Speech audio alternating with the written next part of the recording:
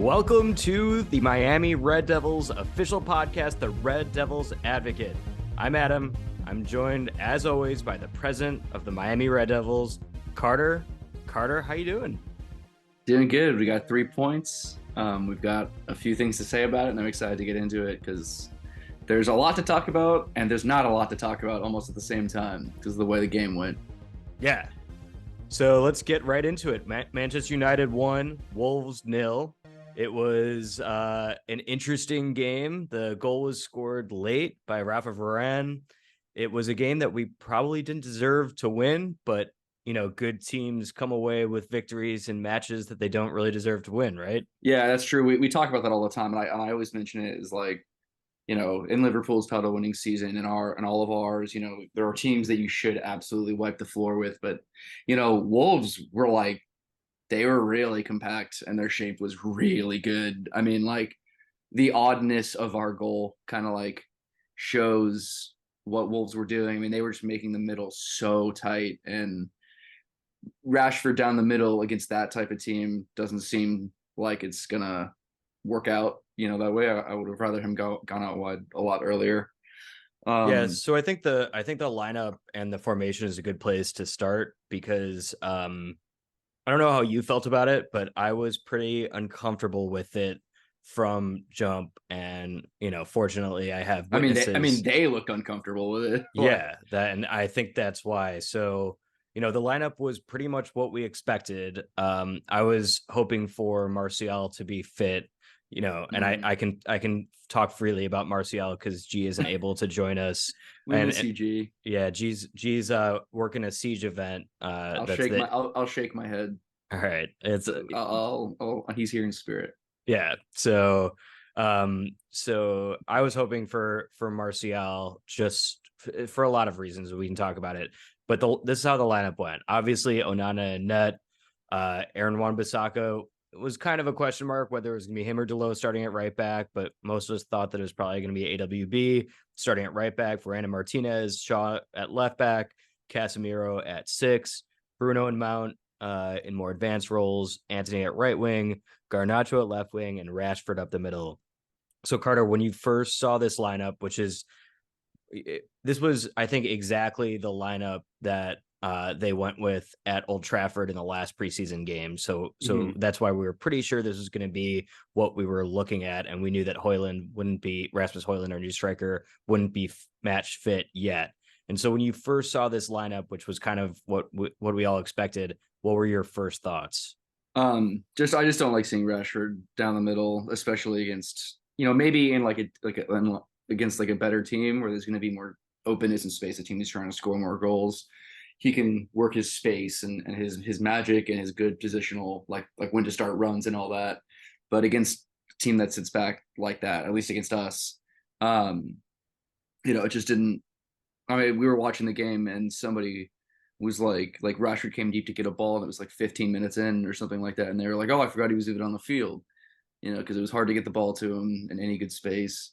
Garnacho I don't think he looked as bad as some people were saying he looked when nobody looked well and Wolves were playing the way they were, but he still looks a little bit more like coming off the bench is his thing. But I'm fine giving him starting games. It's more just it's Rashford down the middle that makes it odd. Even if Rashford ends up in the middle, when we're playing fluidly, I don't mind that, but it seems like he's stuck to that position when he starts there. So I don't know. Yeah, it just didn't seem to be working at the moment. And we looked a little sloppy too in midfield, but that might be, getting used to each other. Mount, it sounds so silly, like changing one player and now they have to get used to each other. But, especially with who we had before, the type of player Eriksson is, the type of player McTominay is, the type of player Fred was, it's not the easiest thing in the world when you're doing like a complicated system. Yeah, and I echo what you said about Rashford and Garnacho. I thought Garnacho didn't have a great game. I agree that it was kind of everyone was having a bad game, so you can't say that it was his fault or anything. But the bottom line is that Rashford needs to play at the left wing. Yeah, he has said that he doesn't like playing at center forward striker, and he looks it. and he doesn't perform there. He doesn't get enough touches of the ball. And then his first touch or second touch is bad because he's not getting enough of the ball. And, for years, we've called that the grave shift, being striker at Manchester United. And obviously, Ten Hag ball is a different thing. And we're certainly hoping that's going to be a different thing. But he's got to play on the left, which means Garnacho needs to come off the bench or find another place to play. I think you mentioned that maybe he learns how to play right wing because that's a huge problem for us.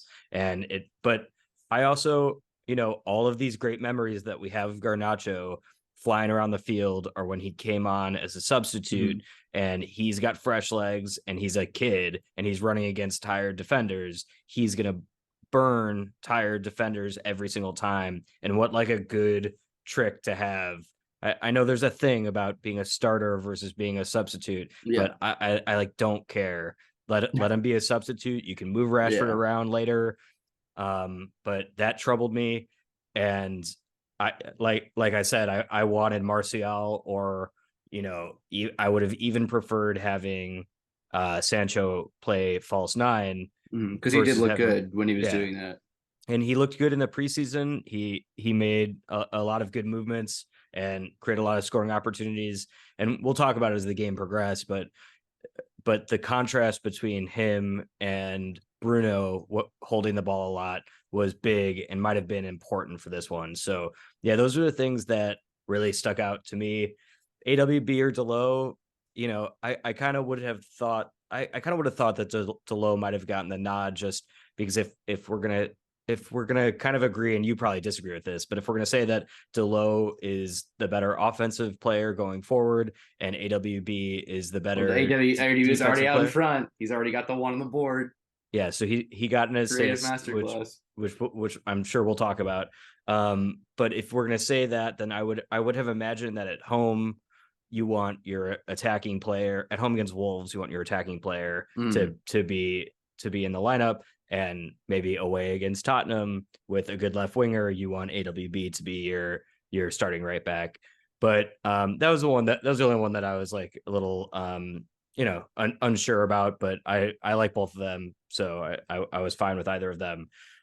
Wolves, on the other hand, as we mentioned in the preview pod, like, we don't know most of the guys in their lineup because they lost a bunch of guys during the transfer window.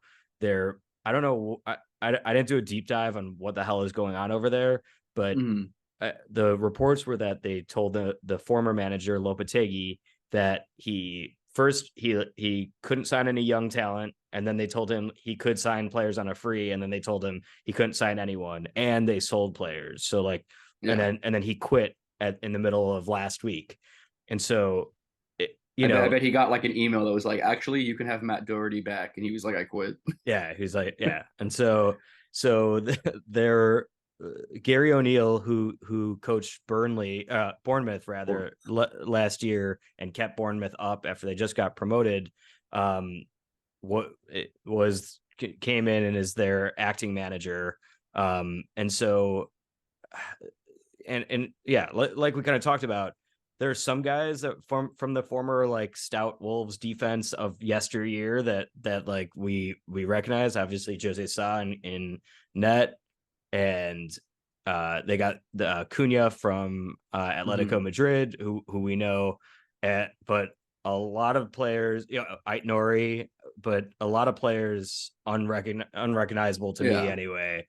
I only recognize is it Hwang, Hwang. Korean, because every Wolves fan I talk to is like, these guy's like allergic to the goal, like he can't score. But they don't have Jimenez, and they don't have Jimenez anymore, which is huge. Yeah, no Ruben Neves, no Adama Traore, like none of the guys. Yeah, so the Baby Oil is back on the shelf in Wolverhampton.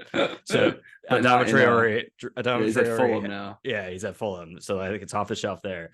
Adama Traore was like, I mean, the guy is like, he's built like an NFL running back, basically. Yeah. He's got like just huge muscles, and he knows he has huge muscles. So he just like right before he comes on, he must like slather himself in baby oil because they are like I always shiny think that, biceps. Like, if he didn't have huge muscles, that dude wouldn't have a job, because that guy can't do anything. He can't score. He can't assist. Like, I don't think he's ever had 10 goal contributions in a season.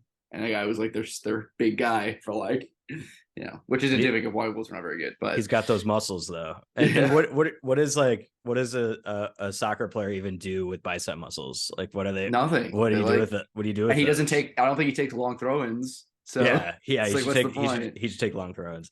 So like we all talk. Obviously, we talk about everything. So we talked about dominating Wolves, and we also talked about this being a trap game because Yeah. it's like Tottenham away next week, and we should be able to just like cut through Wolves, but obviously they always play us tough. Every one of these games usually ends up 1-0, and so that's obviously what happened here. So let's get into the first half. Um, a little uncomfortable the first 45 Yeah. minutes. Not what we expected, and it seemed like there were a lot of holes in both our midfield and our defense, and there was nothing going on in offense. Were there Mm-hmm. the first 45 was probably better than the second half, save for the goal, but what were you thinking while you were watching the first 45 minutes there? I don't know.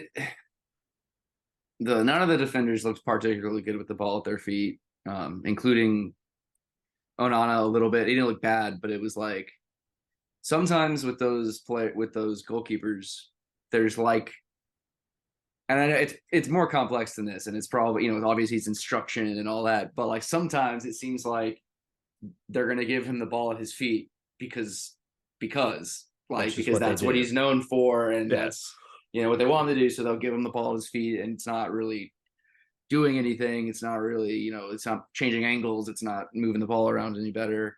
The defenders still make, except for Martinez, they make me a little nervous when they're passing the ball around. Varane makes me nervous like all the time, and I know that he scored the winning goal, but he just makes me nervous. And like again, I like Varane a lot more than I used to when I can see his good qualities, but he just makes me a little nervous sometimes. And he's really apparently wasn't always super slow, but he runs like he doesn't know how to run sometimes, and it's concerning. But the midfield just like it's been this way for like 10 years. It seems like if somebody presses us, we cannot get around the press, and it's Yeah. like we watched all the other games because we were the last game, so we all like built up, like led up to um this game. So you're watching City, you're watching Liverpool, you're watching even like Brighton and like those teams, and they can find little pockets and then they turn and they go. I mean, James Yeah. Madison did it literally all game Yeah. for Tottenham, like just finding that little half space, boom, turn. Now they got 10 Now they're yards because off. the Yeah. press, yeah, and Yeah. we can't seem to do it, and it's really frustrating. I mean, like, could you pull any like really good positives from it? Because I was like really struggling. I was really nervous. Yeah. I think that I do think that I think the defenders played a little better than with the ball than I thought they would. I don't think we had a ton of high turnovers. I think the problem was what so the whole point of this, right, is to create a counterattacking situation, right? It's the Mm-hmm. idea that even so a counterattacking, when I say counterattacking situation, I kind of mean like everybody running forward and we have clear possession of the ball, and our opponent's defense isn't set. So they call this like manufactured transition or like a Mm-hmm. manufactured counterattack. And so that's why you play out of the back. It's so that you don't, if you just like try to move the ball upfield slowly, or kind of kick it halfway, you might lose the ball. If you like play Mm-hmm. hoofball, as we call it, you might lose the ball, lose possession. So it's trying to keep possession and then trying to manufacture a transitional moment where Yeah. it might be a 3-on-3, and so you have kind of an advantage if it's 3-on-3. So I see the value in it, but I think what Onana does and started doing a little bit better, and I thought Onana had a pretty good game, He is did. He did. it's exactly what you said at the beginning, where they were trying to pass out of the back and do it kind of like Brighton does it, like slowly, methodically, short passes, and playing like Barcelona or like a total football style. I think Onana realized that because they were pressing so high, it was probably better and safer to play longer passes, but not like very long Yeah, passes yeah. over the top. And Onana's really good at recognizing that. So I thought that that was kind of a positive. But yeah, it's hard for me to like even to pick out like any real positive. Like, we should have given up. There were a couple goals that I thought like we were going to give up. There were a couple chances that Hmm. Wolves had that we're going to give up.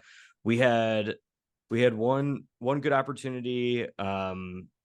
One good kind of like a transition moment opportunity we could have scored, but like other than that, I think we had one shot on goal in the first half, and it was looking pretty gnarly. Oh, I thought our press was good too. We had a lot of high Yeah. turnovers, and Hmm. so and that's what we're gonna get with Mason Mount.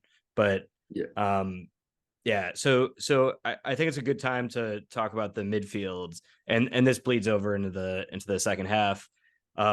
So the midfield was Casemiro being a single pivot, our central defensive midfielder, and then basically Mason Mount and Bruno both playing as number 10s, like almost like forwards.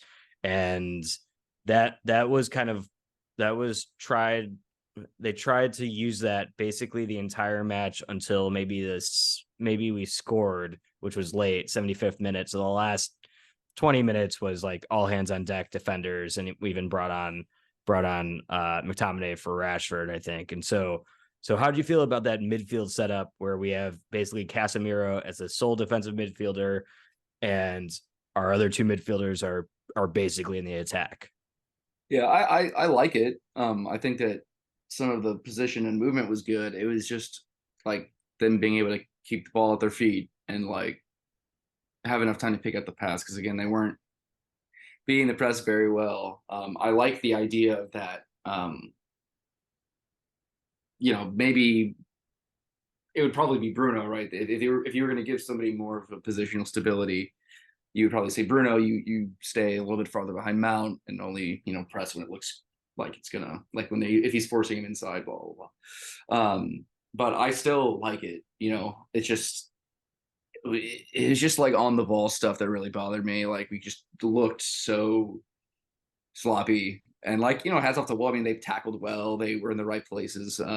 Yeah, but I we on the ball, like we weren't on the ball. Like we could not keep Yeah, yeah. possession. And it's It like was it's that stuff that I complain about with Bruno, and I recognize his value. I love Bruno. I like him as captain, but he like just can't keep the ball sometimes. And when he's having a bad game, he's also not doing the thing that he does, which is create amazing opportunities from mm, so-called Hollywood passes, like flashy outside the boot passes.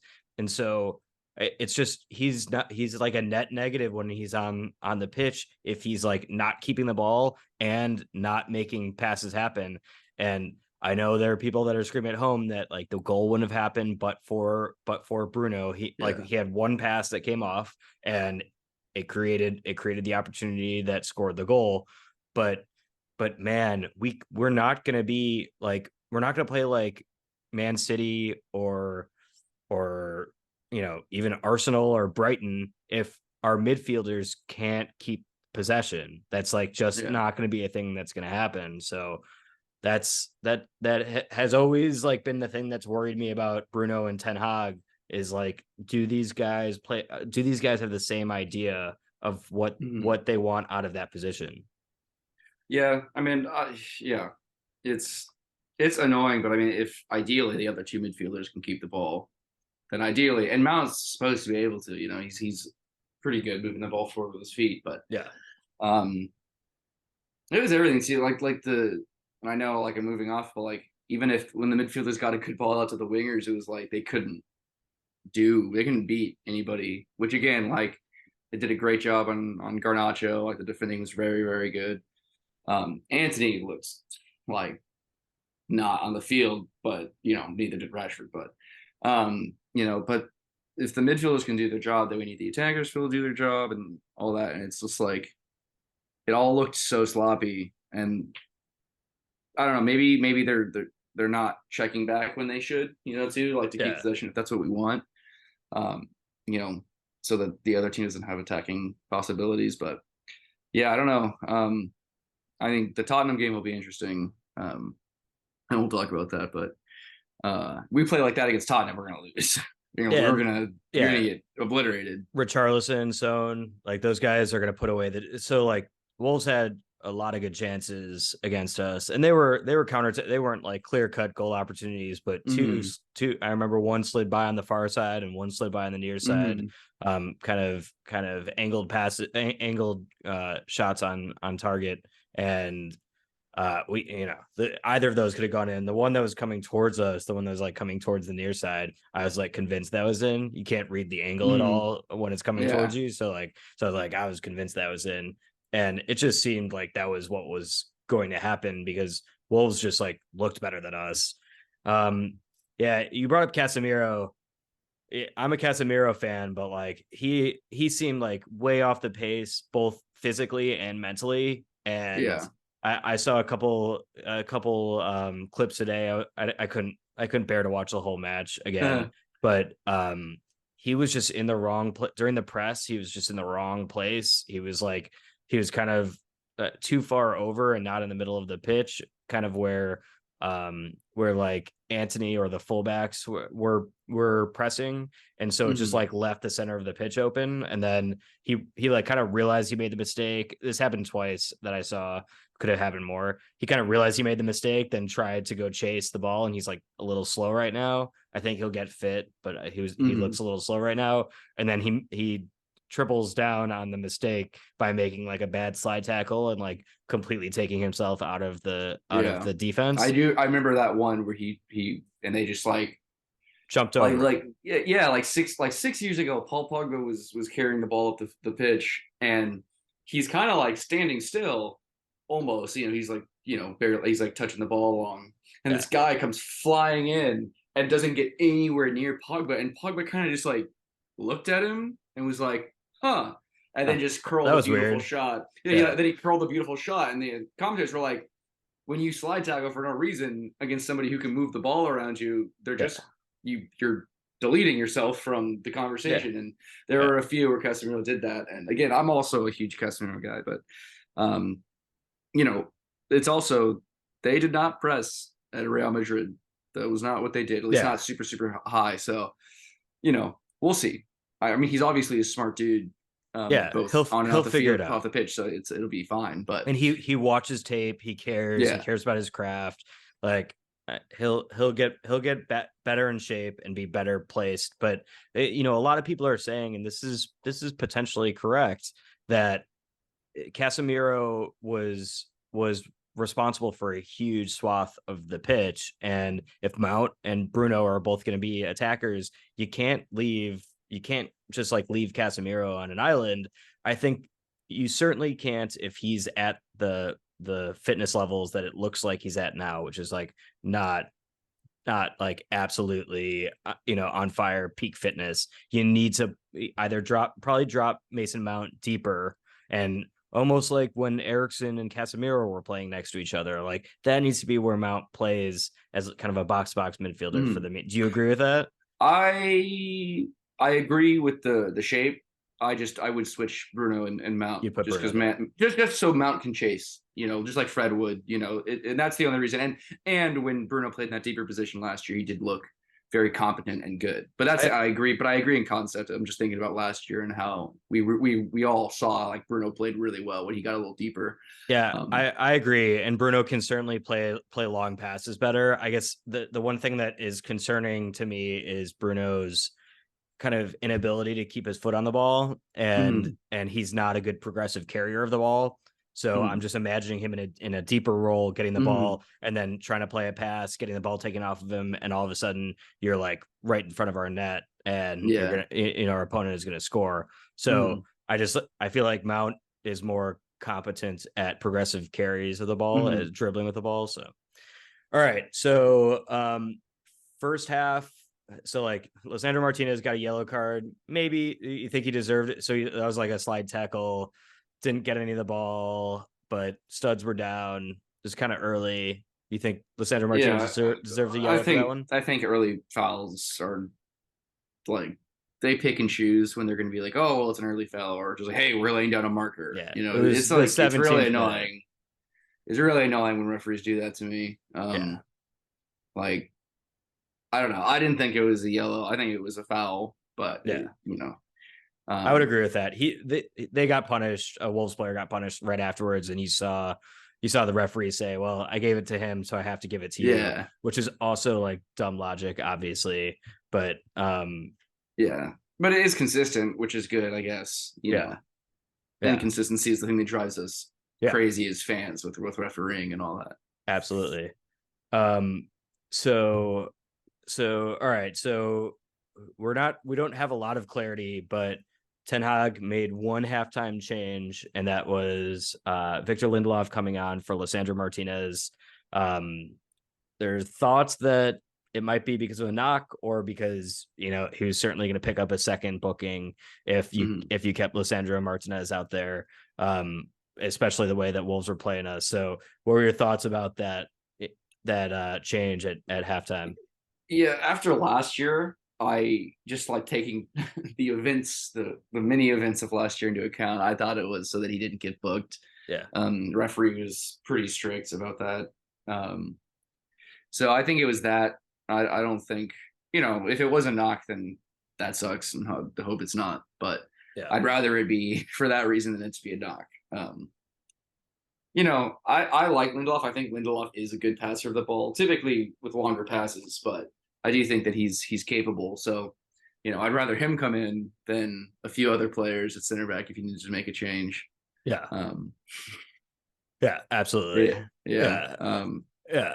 So, all right. So, you know, another maybe 15 minutes was probably more of the same. I don't know. I think till about like 65 minutes, it was kind of I think we played worse, and all of the things that we talked about, like too much space in the midfield, us getting run through, counterattack opportunities, nothing going on the offense, that kept mm, persisting. 68th minute, we got Sancho coming in to play false nine for Garnacho. Garnacho was playing on the left wing, and so Rashford moved over to the left wing, and Ericsson came in for Mason Mount, and Ericsson played in like his typical kind of box to box role. So what did you think about those two? And then Pellistri came on for Anthony like 5 minutes later. So what do you think about those three changes? I mean, Pellistri, Ericsson, and Sancho. I mean, it's like we were saying. We probably wanted to see the Sancho change happen, whether it was whoever it was, whether it was whoever it was going to be. We would have liked to see it earlier, probably, because that's what we kind of wanted in general. But we wanted to see Rashford on the left, and Anthony was just not doing anything. I think he created the chance with his right foot, Yeah, and that might have been the one chance, and nothing really after that. Not entirely his fault because it's hard to get the ball up to the wingers, but yeah, he didn't play very well. He didn't offer that much. He didn't cut in that much. He didn't even do his normal thing. It was just like I it was remember just a him drawing a foul. He showed a little bit of ball skill and drew a yeah. foul, but like I don't know. And we also like didn't really have the ball. Bruno was Yeah. horrible this match, and we didn't have a lot of opportunities. The forwards, so it's kind of like hard to judge. Just like you said, like Rashford hardly touched the ball, and Mm, so it's hard to when everybody's horrible. It's hard to say this guy was more horrible than the yeah. other. So because obviously especially on offense, you need Mm, your whole offense to be clicking, or else nobody's clicking, right? yeah. So these were good changes. These Yeah. these these are changes, and it's a good luxury to have too, to have like Sancho coming off the bench if he's going to be Yeah. good Sancho, to have Ericsson coming off the bench, who I really rate. Um, Especially we talked about it in the preview Yeah. pod Is this when we're chasing the game a little bit, and then even though we weren't down, we were chasing it, and then having Pellistri coming off the bench is awesome. He's the mirror image of Garnacho. He's probably a year behind in development, but he's like Garnacho when they come on, they're super fast and can run around anyone. Yeah. So I really like these changes, and I was hopeful that it would work. And when we saw this at the 75th minute, it did seem like it was working. And they continue to mount this fantastic resistance and counter. Fernandez and Wan-Bissaka.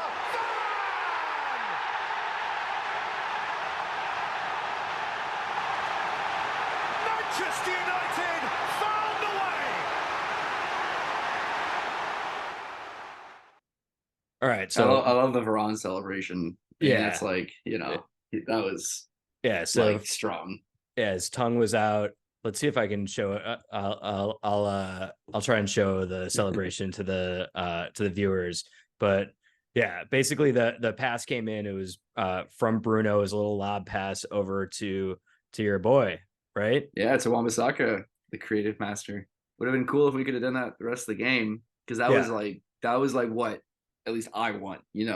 Good movement, great. That's the skill from Bruno. That's like, you want him playing those intricate things that, that's like, he's one of the few guys in the world that can pull that stuff off. And it worked to perfection. Wan-Bissaka, like, not hesitating, Wan-Bissaka hit it first. Yeah. He ran immediately. Bruno saw him immediately. And then he hit the pass on the volley, the cross of Varane, which was great. It was great skill. It was, it was a little similar to his only assist from last season, which was running towards the Ericsson against against Fulham last year. So yeah, I think that, I was real happy to see that. And Varane scoring was great. Didn't have that on my card. And he was really fired up about it. So, right after that, we just dug in. This reminded me exactly of last season when right after the debacles from earlier in the season, we played Liverpool, had a great game, and then we went away to Southampton and Everton, then Southampton, I think, and we won both those games 1-0, which included us just like parking the bus for 20 minutes and hanging on for our dear lives. So hated that, had seen it before. And so I knew what was happening.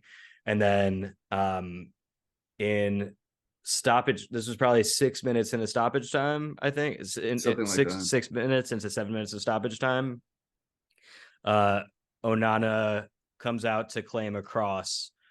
At the header, he misses the ball. There are two Wolves players in the area. One Wolves player heads the ball away, like off target, so it's going out, and Onana then like body slams in midair, and then his arm, he like Supermans his arms out, and it looks so gnarly in real time. The good thing was it looked even worse in slow motion. And so when you saw this, and this was in the box, obviously, it was actually in the small box, the 6-yard box.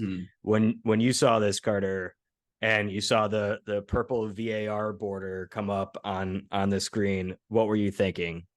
I mean, I know like everyone disagrees. I thought no penalty, but the reason I think no penalty is because I've literally never ever seen it called. Just like the hit, like I've never, and I've seen it a few times where the commentators go, "Oh, it's obvious." I'm like, it's never been called that way. And even if it's in the rule book, I've just never ever, not that it's never happened, but I've never seen it. Like, yeah. So explain what you mean when you say it's never called. Like the goalkeepers will come out for my sister out there. Explain what you mean. Like goalkeepers come out and they miss punches all the time, and it happens a lot when they're crowding the goalie on purpose, like on corners and stuff, and they miss the ball and hit players all the time, and no one cares because that's usually what happens because there's so many players, and you can blame the defenders for doing it, like, or whatever, the big defenders who are coming up and getting in the way on purpose. Yeah. It's like they put themselves in attacking players who are like the center backs from the opposing team. Yeah. And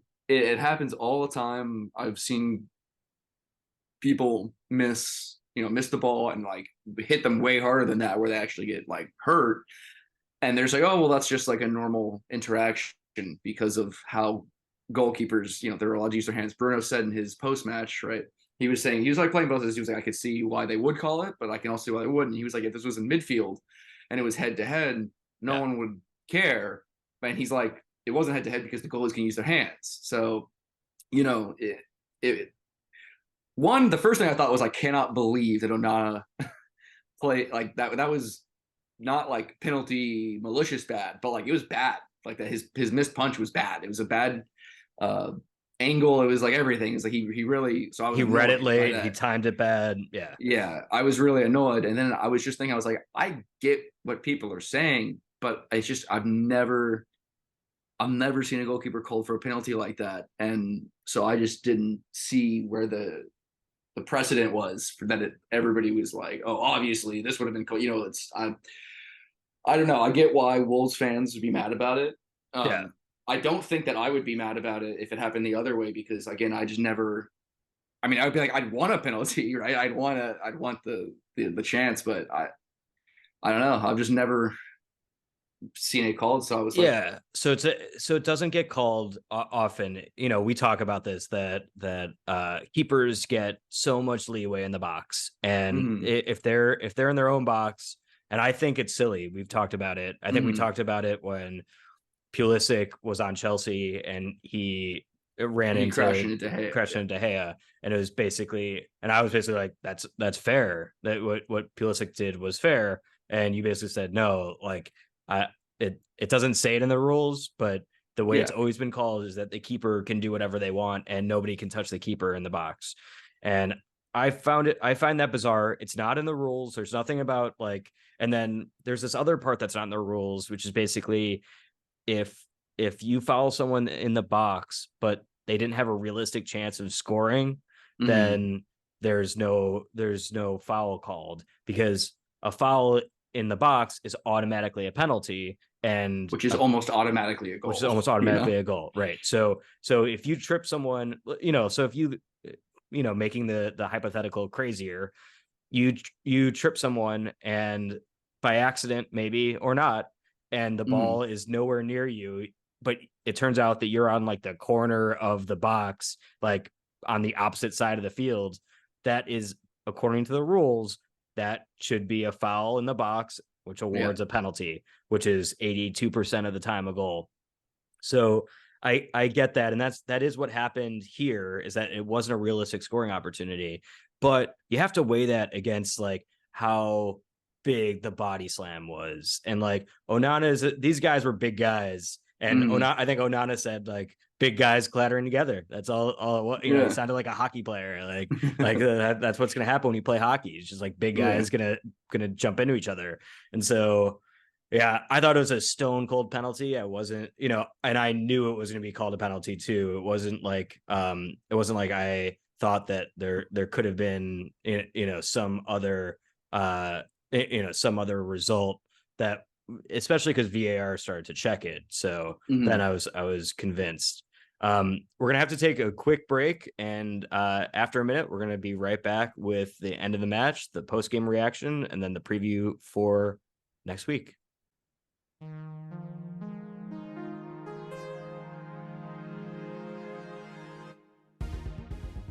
All right, we are back from break. Hi, Carla. And we were talking about the penalty decision, and the kind of the way it went down.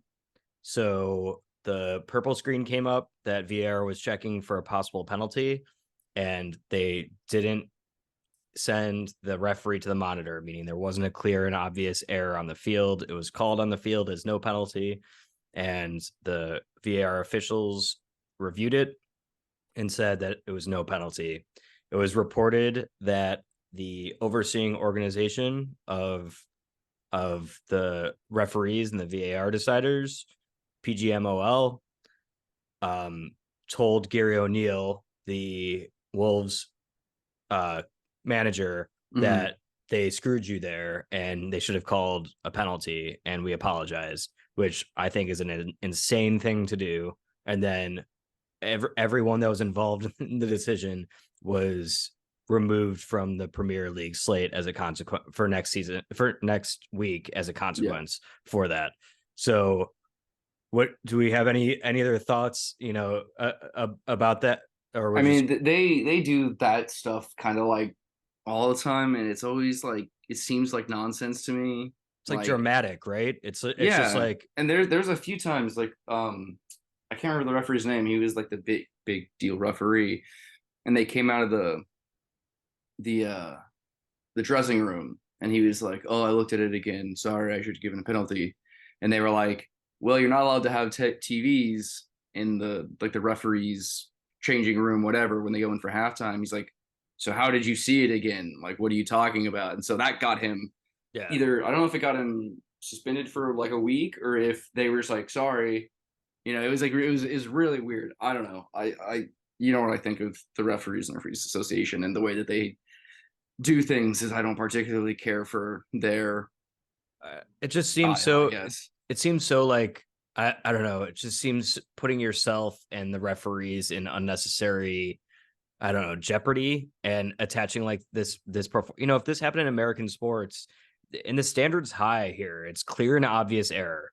So like, I think it's 100% a penalty, but there are enough people that disagree out there. Like Tim Howard disagreed, and obviously he was a goalkeeper, but he's not no Manchester United fan, and so like there's a healthy debate out there that you can just rely on the high standard of clear and obvious error. So I think it's just like and like to suspend a bunch of people for a like a on the field decision instead of just like learning from it and being adults. And then it just like fuels the like online, which maybe is a good thing if you're trying to build the sport and whatever, get more clicks. But it just seemed like a weird thing to do. Manchester United hang on. We win 1-0. We didn't deserve all 3 points, but we might have deserved 1 point. But we got all three. And at the end of the day, that's kind of what matters, right? That's all that matters. Of course, and I was talking before, and we've said it before, like every great season, not that I think that this is like a precursor for a great season, Maybe but all the great teams that have won have games where they should wipe the floor with these teams, and they've got to scrap and fight till 90th minute and pull one out. We did it with Sir Alex. Liverpool did it. City doesn't do it so much all that often because they're usually blowing people away. But other teams that aren't robotically the best in the world, you typically have to scrap out a few games against opponents that are not up to their level. So, I'm happy we won. I don't know. You saw Ten Hag's comments, right? Well, we're about to hear post game. Let's hear what he said. Eric, congratulations on the win. Really, you think we were a bit fortunate losing on Barton again? It was a tough game, and a start is always difficult in the season, I think, for every team. And today I think we can be much better on the ball. We have proven in the last season and also in pre-season. But there you see, pre-season is not season. When the league starts, opponents are more aggressive. That we have seen from Wolves. They were very aggressive. I think we were in our skills. We could be better in decision making. And then when we were in the battle, we were not aggressive enough. So from that point of view, we can do a lot of things better. But also, I see many positive things from this. That we had, I think, 5, 6, 7 good and high ball regains, and then we have to take more from the turnovers. And in the end, in a low block, we fought for our lives and we survived it. So 3 points, well done. Yeah, preseason is not season. And he's right, and like, it echoed some of the stuff that we were saying. That the good stuff was the press looked good, but we weren't very good on the ball. I think he just seems like he always does that, and I don't mind it, but it's like, it's just so, I don't know. I guess it's more frustrating to us, but we never know what they're saying also in the locker room and at training, the next few days.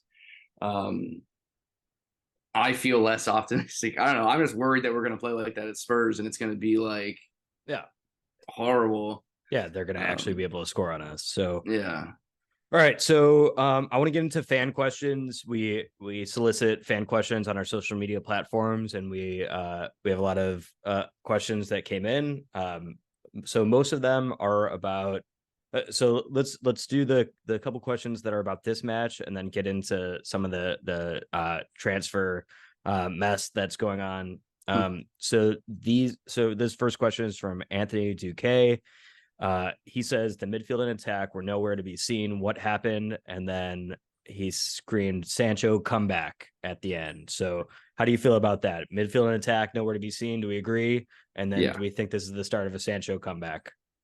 Yeah. At least if they keep playing like that, Sancho's going to have to start. Like we said before, we'd rather see Rashford on the left and Sancho down the middle because Rashford has to play at the left for goal contributions. And it's, maybe not our most important player in all the team, but like we're going to score, it's probably going to be Rashford. So we need him in his best position. And if Sancho can facilitate that false nine, I'm all for it. But yeah, the midfield and the attack, just, the attack was nowhere to seen, maybe because of the fault of the midfield. The midfield was still bad. Right. Sancho comeback? I think so. At least, maybe at false nine, but again, Anthony didn't play well, so it's not like his position's locked down. Yeah. I mean, again, if preseason, even though preseason is not season, he did look good. And you knew that the manager was trying. There's a reason that he kept putting, he wasn't just like messing around and like letting Sancho have fun. There was a reason that he, even at that point, we kind of knew that Martial was going to be Martial, not fit or not ready. And then they kind of knew at the time that Rasmus Højlund, who they were buying from Atalanta, something pinged on an MRI, which turned into the precursor to stress fractures in his back. So I think he wasn't fully fit as far as he wasn't his conditioning wasn't great because he was kind of resting the back and making sure it doesn't turn into something more. So from what I've read, it's like precautionary, but all the precaution have led him to like not have full match fitness and full conditioning that Ten Hag wants before he puts him out there. So I mean, it's annoying that obviously we spent a lot of money, didn't get a discount, and the guy can't even play for us, and he's only 20. Like, obviously not great. But I'm optimistic that it's not going to be a nagging thing. All right. So we got another question. And we had a couple questions about these. Some are unable to be read on a family show such as this, but Chef Yardman on Instagram writes why they don't just release Quagmire. And I would imagine that he's talking about Harry Maguire. But it turned into Quagmire, like from Family Guy. So let's get caught up on the Harry Maguire situation that the podcast turns out to have previously announced incorrectly that the deal was done to West Ham. So the way this works is that for a player to move clubs, two big things, and then one little thing needs to happen. Big thing one is that personal terms need to be agreed between the club and the player that the player is going to. Big thing number two is that the two clubs need to agree how much they're paying for the player to sign with them. So that's the transfer fee. And then little thing, which is third, and sometimes 1 and 2 are interchangeable on the timing. You can get personal terms first, or you can get the fee decided first. The based on the situation, those can go either way. And then the third thing is like medical and paperwork and random other stuff. So we had a fee agreed to West Ham, and there's been conversation for a while, and it seemed very clear that Harry Maguire had okayed a move to West Ham, where he could kind of have a renaissance in his career after being stripped of his starting position and then stripped of the captaincy. The fee was agreed around 30 million pounds, and then it was reported after that that we were also going to pay Harry Maguire 6 million pounds on top because I don't know why he has to take a wage cut, but West Ham don't have players that make 190,000 pounds a year at their club, so they needed to pay him something less. I would have just thought that could just come off the transfer fee. Like you could you could give him a discount on the transfer fee, but for some reason that doesn't really work like that. So instead, Manchester United had reportedly agreed to pay, and we love doing this. We're the best at doing this, to pay Maguire 6 million pounds extra to leave the club and go to a new club and restart your career. When that was announced, like, I thought it was a done deal. And so I think we all thought that was a done deal. Yeah. The fee had agreed, he should go. We're going to pay him off. And we agreed to 6 million pounds. And that seemed like a done deal. So we basically announced it. Then what happened is the deal never got signed. And it turns out that Harry Maguire wants like the full value of the difference between what his contract would be at West Ham and what it would be if he stayed, which is somewhere in the range of 9-10 million pounds difference, maybe up to 12 million pounds. And now the reporting is, you'll tell me if you're convinced by this, the reporting is the Maguire deal is dead to West Ham and it's too late to replace him. So he's going to be at Manchester United at least for another year. It sounds like us. Yeah. That's why I buy it. It sounds exactly like us. So you think that's what's going to happen? Yeah, I think he's going to stay because we're not able to replace him. Will Fish's Hibernian and Hibbs, and so it's whatever. I guess he's not going to play that much. I don't think, but it's going to be annoying. I hate. It's like I get it. Like we're Manchester United. The stories are about us, right? Even other fans do this. Their team could beat us, but they're worried about either bantering us or whatever, and they like the Gallaghers. Like when who sent in that message? Was it Paul Scholes' son who was like, your team just like won the Premier League and you're on Twitter making fun of us. Go celebrate, right. you weirdo. Like, yeah, that sounds right. And so I get it, but I hate having players with this like crazy stupid drama because the camera's gonna pan to him and we're all gonna be drinking, having fun, and the camera's gonna pan and they're gonna talk about it, and it's just gonna be super, super annoying. From both sides, from Maguire's side and from the club's side, what is $6 million more? Like it's so stupid. That's the only reason that I have trouble believing the story is because to me how stupid it is. Like I guess the one thing is the FFP stuff. And so I'm one of these people that believe that FFP is a real thing. And there's some people that that either don't understand it, refuse to understand it, so they believe it's fake, and that like only we abide by it, and it's like this thing that the Glazers use to hide behind.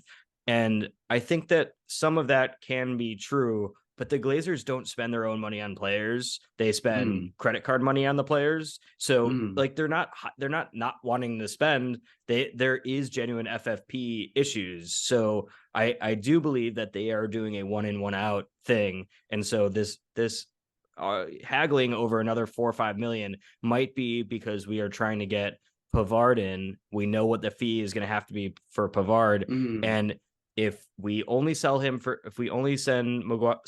for 30 million and then we have to pay him off 12 or 15 million, then our FFP value is only net 15 million. And that's not enough for Pavard.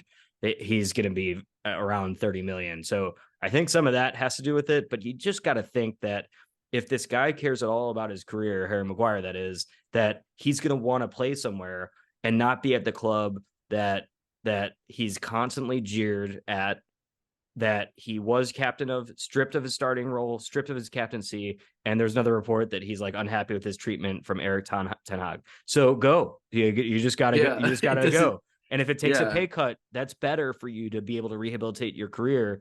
And, the other side of it is like, he has a contract for 2 years where he's making 190,000 pounds a week at Manchester United.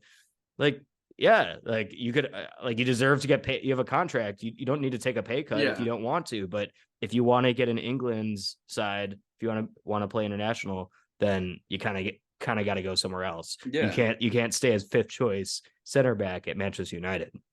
Yeah, I don't understand it. Like, I don't know. It's we see players do it all the time, Yeah. and they're fine. And like Yeah. it's like He seems like the one that's like not willing to like accept reality. which is so weird. It's not like he was at Hull, right? Like he came up at Hull. Yeah. It's not like He didn't come up through the academy. The tragic thing where like Yeah. these people, they want to stay at their it's just like, yeah. I don't know. Like maybe I'm just not as strong of a person as Maguire to be like, no, I'm gonna stay and fight. But it's like, I think it's he's not. I think it's he's the money. not- I don't think it's that. I think that's what's coming out at the.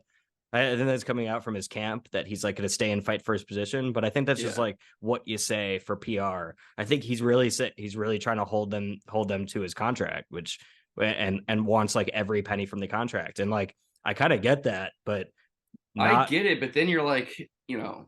You're sabotaging your own career. Is what you're doing. And maybe he hates us so much that he's going to run down the contract, which is like, like what Phil Jones basically did. Yeah, it's if you don't know what why that's significant to us is like, because in the sport, players will have longer contracts, and that puts the club in a better leverage, so you can get more money for them, right? Like the thing with Paul Pogba, like we're trying to get rid of Paul Pogba, we were kind of waffling on it, blah blah blah, and he left for free, so we lost essentially $80 million. If Harry Maguire runs down his contract, we lose completely the $80 million that we bought on him. Like, it's not, of course, it's not exactly like it's years apart, but you want to get money for a player that you paid money for and paid. And if players run down the contracts, obviously now they are free agents, which is not as common in soccer as it is in like American football. So being a free agent, it messes with the club that you're playing for, and it means they can't replace you as easily. They can't blah blah blah. Like it's a big deal to run down your contract in soccer. All right. So the other question we have is about pronunciations. They said that all these players' names are pronounced differently by broadcasters, by themselves, and especially by you guys. How do you pronounce these names? All right. So do you have like so I kind of have like a theory about like, or at least this is what I try to do when we pronounce names. And so it's basically like, I try to know what they would pronounce the name like in their native language. And then I Americanize it or Anglicize it a little bit so that it feels more comfortable to say, because we talked about this previously. Like our manager, he would pronounce his name Erik ten Hag. But I'm not going to say like Erik ten Hag, here's this press conference, because I have to change my mouth shape so much to like get to Erik ten Hag that I'm going to say Ten Hag. And then occasionally I'm going to say Ten Hag because I'm from the Midwest. And so I'm going to occasionally say Ten Hag, but I'm going to also say Ten Hag. Also, Bruno's another one. It's in Portuguese, they would pronounce it the Portuguese stuff is not going to happen. Yeah. And it's not going to happen to anyone. He's not going to be Fernandes. He's not going to be Frege. Yeah. Like, unless you're watching the game in Portuguese, it's just not going to happen. And so, it's like, that one's hard. Martinez. I asked my Martinez. Girlfriend. Yeah. She's like, no, Martinez. Yeah. She's like, no, it's Martinez. Like the accent isn't there. It doesn't make any sense. It's Martinez. No one says that. Yeah. And that's how I would pronounce it also. But I've heard him say it and he says Martinez. And it's so like, weird. That's weird. And then so Hoyland came in, but he says the D is basically silent. You swallow the D. So it's Hoyland. And so that's another one that's weird. So I think they pronounce the T in Delo. So I would say Delo, but I think it's like Dalit. Yeah. And but that's a lot of it's stuff too is like when you have, if your language has accents, like you were speaking with an accent, it's very different. And it's like some things are like certain letters are said different ways, and some things are just like that's what it sounds like when you speak with an accent, like with certain languages, and it's all okay. And like some people get super offended by it, you know how many people like, but then sometimes you're like, how much does it Does it really matter? matter. Yeah. Like If we know you're who we're doing it, talking about. if you're doing it to be like an oppressive jerk, then Yeah. it matters. But like, you know how many people think that my name is Moyland, or they like my name does not have a D on the end, but who cares? I just Yeah. correct, it's just like, oh, it's not, you're making it more complicated. Like, it's So not that it doesn't have complicated. a D on it? Is that what you're saying? No, no, it does not have a D. My mom thought I had a D on the end of it until like a few days before they got married. Like, it's, and it's just like, and some of them are so different that it's like, well, for it's gonna be more embarrassing to try and hear us pronounce it correctly, because you have to pronounce it with the accent sometimes for some of them to work. Yeah. And it's like, you don't want to listen to that. Nobody home wants to listen to that. So we kind of do our best. It's the same, like, and like this happens with place names too. Like we say Paris when we're talking about Paris, France. We don't say Paris. Yeah. And then none of us want to touch Paris Saint-Germain, so we say PSG. And so that is funny though, because I do usually say Paris Saint-Germain. Yeah, because it's the way it but also like rolls off the tongue. But it's also like it's like Paris Saint-Germain. Yeah, that's not gonna happen. That's not gonna happen. So all right. And then we did have one other question about what songs were sung wasn't able to make it to the match. And so Carter, you sang a couple songs. We had a couple of songs going. Yeah, I started off with Take Me Home, because we were at John Martin's. That's where we used to watch the games. And so Take Me Home was like, it's also like, that's a good song. And people it's John Denver, right? Yeah. So people know it, and so they know most of the lyrics, even though there are some that are, obviously changed for Manchester United. So we did that one, and then after we scored the goal, man, good recollection by me. I'm trying to remember. I know that. What did we sing first? We sang. I was trying to remember it earlier. Did we sing 20 times? No. Or was it Build a Bonfire? Oh yeah, maybe it was Build a Bonfire. Yeah. I know we did Build a Bonfire. I just don't remember when. Did. Yeah. And then we went straight into Wambasaka, yeah. oi, oi, oi. So which yeah, everyone hates. I love that everyone hates it. I like it. So annoying. So we sang right after the goal, and Wambasaka had the assist on the goal. And so I remember a moment where I locked eyes with you just to make sure you were going to do it. We were like across from the bar, because I knew he wanted to sing for Wambasaka's assist. So he, like, his eyes lit up like a crazy person, and we went into Wambasaka, oi, oi, oi. It's perfect. It's so good because you can do it for his tackles. It's not a whole song. You can do it when he makes boom, slide tackle, Wambasaka, oi, oi, oi, and then you move on. It's great. Like, it's perfect for a defender to have like a little thing like that. Yeah, I'm surprised it's not more common. Yeah, no, it's like that's a fun one. Yeah. Yeah. And then obviously there was one lone voice that was trying to make the Onana song happen. So it's not gonna happen. I recognize that it's too long. It's just there's just a lot of words. Yeah. And so if you'll indulge me, I want to sing it a farewell so that at least our podcast audience can hear it. And I've been during this segment, I've been building up the nerve to do it here and now. But, right in front of millions and millions and millions of listeners. Yeah, well, we only have like 1 million followers right now, so it's not millions and millions. So it's just like 20 of us, and some of us have like, no, it's our viewership has actually skyrocketed, which is like making me disconcerted. So now I'm getting cold feet about it. But I have a microphone, and I think that's what you do. I think I'm gonna do it. All right, here we go. This is the Onana song that I wrote. It goes, it's sung to the tune of "Bad Romance" by Lady Gaga. All right. He's our new winger and our new midfielder, but at keeper he's simply world class. The ball at his feet and all the scousers get beat. Only Scholes could ping a better pass. Only Scholes could ping a better pass. Only Scholes could ping a better pass.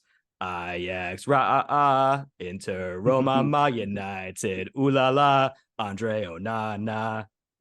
It's so good. It's so good. It's a good song. And that was it's awesome. Like too long.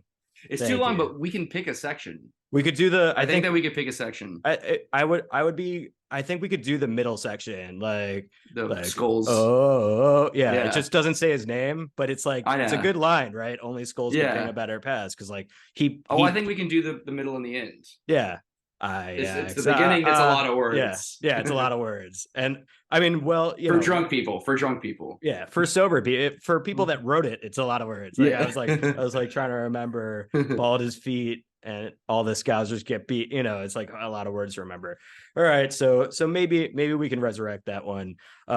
We got a few minutes left. I want to do quickly a Tottenham preview. I guess the two main questions that I have for you, Carter, are first of all, like, are there any changes to the lineup that you foresee for Saturday's match? It's Saturday at 12:30.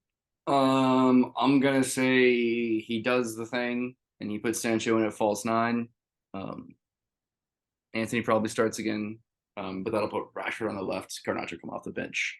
I think that's really it, unless he wants Patello, but I think that Wan-Bissaka Dalit. I think that Wan-Bissaka played well. So I think so too. You can argue that he earned, that if that's, there's that versus like tactical stuff where you come to Wan-Bissaka like, hey, listen, tactics different, change. So but it seems like they've got attackers that you're gonna want, Richarlison and so you're gonna want Wan-Bissaka's defense. Yeah, and he had the assist. He had a great slide tackle in the box. Yeah. Also, we were talking about singing Spider One. Yeah, does whatever a Spider One can. Yeah. Yeah. So yeah, we're kind of talking about that. Yeah, I think you're right. If Lisandro Martinez is hurt, excuse me. Oh yeah. Then Lindelof comes in and yeah, other than that, I think Garnacho and Eriksen come off the bench. The Mount experience, we stay with that. Yeah. We spend a lot of money on him. We're not wearing the 7. Yeah. The tactics might change. And for who? And for Eriksen? Yeah, for Eriksen's 30 not minutes gonna of last the whole Eriksen. game. Yeah. Yeah. Yeah. So Spurs are interesting, right? New manager, Ange Postecoglou, formerly from Celtic, and you don't want to try on the Australian accent? Oh, just to appease that is the hardest accent, especially with that last name. Yeah. I mean, I might be ignorant. Is that an Australian? No, I think it's. Is he? I think it's his family. I thought it was Greek. It sounds Greek. It's spelled like a Greek name, but yeah, you can ask your resident Greek. But yeah, I think that he's of Greek heritage, but so he came up managing Brisbane Roar and then Melbourne Victory and then Australian national team. And then he's at Celtic, did great at Celtic. They won. It's like a real football manager journeyman save. Yeah, like he's like a real life one. Like it's really cool. Do you start at like when you play Football Manager? You start at one of the you start at like an MLS team. There are people who do it where they start as without a job, and they say that they'll go like seasons before they get hired by anybody. And it's like, and I'm a little bit more into more instant gratification than that. But a lot of people do that, and then they'll do saves where they like pick a coach and they'll try to like follow their thing, and like or as soon as a team gets penalized, like through FFP or one of the other things, like and they get like dropped, like they go into debt and then they get dropped down like a few leagues. They're like, oh, that's the team that I'm playing as next year. Like that's funny. Yeah. So I don't play this video game, but it does seem like fun for like real nerds. I did see something that was really funny. Someone was playing Football Manager on a plane. You can play it on your computer or whatever. And so you like watch the games, right? You like watch like a simulation of the game. Yeah, and you yell at your players, but you don't control anything. You're just like you don't control watching. The players. Yeah, you're reading spreadsheets. You're making the tactics. You're running training. You're arguing with people. You're sometimes, if you want, torturing people. Like a player wrongs you, they won't sign your contract. It's okay. Well, you're training with the reserves, and your training load is going to be heavy until you tear your ACL. Yeah, and you can do some really vengeful things. Got it. So this guy was watching his team play, and it was like, I don't know, MK Dons versus Wigan Athletic, and he saw that like the guy next to him was like watching also, and he was like, that's like kind of cool. And like, so they started chatting, and then it turned out it was Thomas Frank from Brentford, the Brentford manager. So like Thomas Frank was like watching this guy play a video game where he was pretending to be like a lower level manager, like a League One manager. And here it was like Thomas Frank, who's a Premier League manager. It was like kind of like the weirdest moment that I could like possibly imagine happening, but would have been cool. So long digression, but obviously the big news isn't Ange Postecoglou, Ange Ball coming to Spurs. It's the departure of their longtime striker, one of the best players in the world, Harry Kane, who is now drinking German beer and eating bratwurst at Bayern Munich. So what do you think that we're going to get from Spurs now that they're without Harry Kane? And we played them pretty well last year, beat them with Harry Kane at home. Was this the one that we shipped the 2 goals and ended up drawing them on the way at the end of the season? Like we should have won that game. I think we dominated them in the first half, and I think Son and Kane scored like, you know, counterattacking goals annoyingly after we fell apart. So what do you think that we're going to see from Spurs? And this is away too. This is down in North London. I think watching their game against they played Chelsea, right? No. Who did they play? Chelsea and Liverpool Brighton? played. They played. No, they didn't play Brighton. Who did they play? Brentford. They played Brentford. Right? Yeah. Yeah. And so it looks like the offense is going to have to be Son and Kulusevski. I think Kulusevski's a good player. Richarlison does not look good. Hasn't looked good. It's like ever since he left for Spurs. He had that one moment where he scored against Liverpool and in stoppage time. Thought they won the game, and then Liverpool scored he took off his shirt, and then Liverpool scored right after that. So he just does not look like good at all. He like barely ever scores. He just, you know, it's not a good replacement for Harry Kane. You know, right now he might, you know, he can be good. He can be. He is a brilliant player, but like, he's certainly he's certainly not up to Harry Kane's standard, of course. Yeah. But they also added James Madison. Exactly. And it's like splitting Harry Kane in half. Yeah. Yeah. It's Richard, like Harry Kane used to do both, right? He'd come deep into midfield, he'd ping a pass, and he'd sprint all the way up, and then they'd ping the ball back to him and he'd score a goal. Yeah. Now they have 2 players doing the job of one superstar. Right. And James Madison. It's like that's exactly like McFred to Casemiro. That's like the exact same thing. You had like 2 players being a Casemiro, and so they're going the opposite way, right? They're adding 2 players, but James Madison played great in that match, huh? Yeah, he looks good. He looks really solid. We all know he was going to be good, but he looked good. It's gonna the offense is going to be James Madison, and it's going to be Oliver Skip. Yeah, does not look like he can handle an attacking role at all.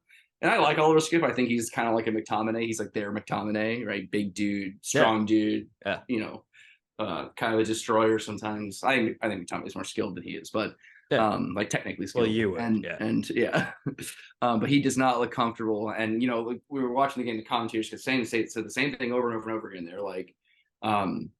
They're like they have to get the ball to Madison, because when it's not going to Madison, it's just back and forth. Like they're not advancing the ball. He's the only person advancing the ball. Yeah. And you know, and then Son is, you know, still their best player. I mean, cool that they named him captain too, right? I think that was like a thing that like you kind of maybe wouldn't have expected. Like maybe you thought James Madison would have been captain, that they would have given it to the English guy, and it was like Son seems like just like the coolest, most humble guy. Yeah. Like when Conte got fired, doesn't love him? He blamed himself. He was like stricken by it. Maybe it wasn't Conte. Maybe it was manager before Conte, or I don't know.